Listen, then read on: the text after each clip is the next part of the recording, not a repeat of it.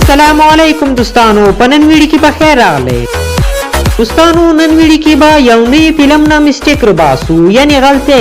دغه ویډیو پر وخت سے که خوښه مشوه نو لایک یې ضرور کې او د بل ویډیو لپاره لازمي کمنټ وکړئ. اوس راځو ویډیو طرف ته.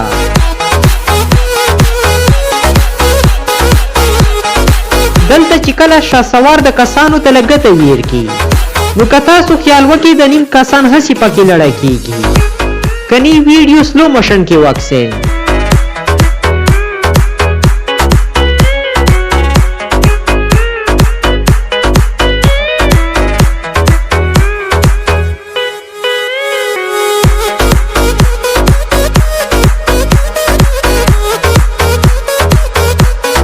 دلته چې کله شاهد راشي نو دروازه په خپله باندې بند کی او چې کله شوټینګ وشي نو دروازه خو بند وي، نو بیا د دروازه څنګه کلاو شوه.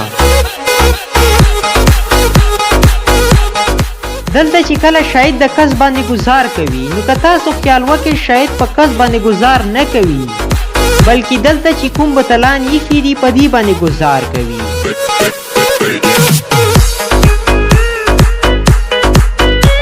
کله چې دغه بیګم ته کال راشي او چې کال وچت کی نو که تاسو غور وکړئ د موبایل خو سکرین سویچ آف دی، یعنی بند دی.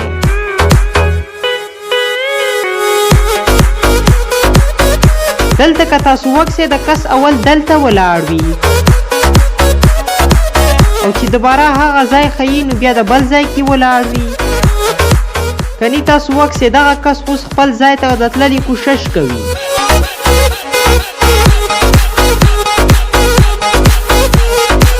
اوس دلته چې کله د ماشومانو جنگ شروع وي نو که تاسو خیال وکړئ د کس خو لګېدله هم نه ده، بیا لړه کیږي.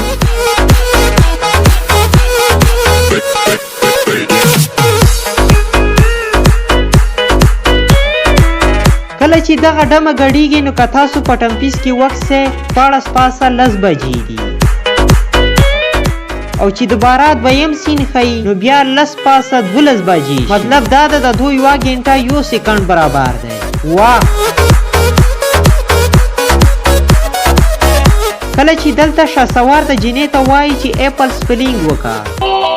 اوس ته ووایه AEELE اپل BOOK بک. ویری ګډ ګډ ګډ.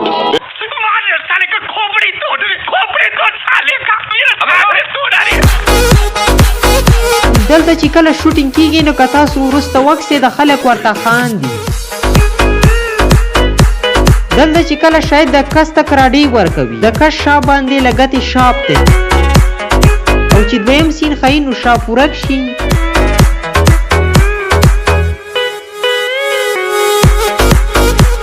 دوستانو نن ویډیو هم دومره وه او که تاسو دغه ویډیو خوښه شوي وي نو لایک یې ضرور کړئ او د بلې ویډیو دپاره لازمي کمنټ وکړئ.